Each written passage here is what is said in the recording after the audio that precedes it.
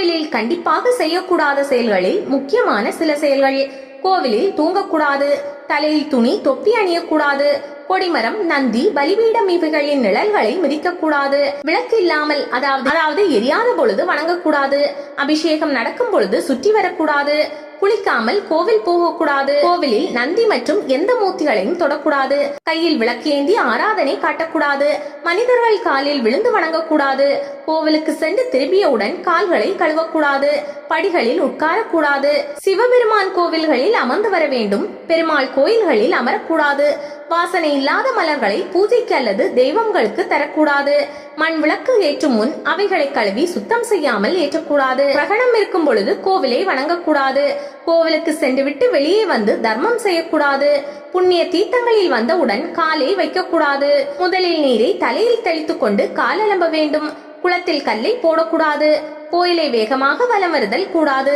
தாம்பூலம் தரித்துக் கொண்டு கோயிலுக்குள் செல்லக்கூடாது, சுவாமிக்கு நிவேதனமாகும் போது பார்த்தல் கூடாது, தேவதைகள் பலிபீடத்திற்கு நடுவிலும் லிங்கத்திற்கும் நந்திக்கும் நடுவிலும் செல்லக்கூடாது, எவருடனும் வீண் வார்த்தைகள் கோயிலில் வைத்து பேசக்கூடாது.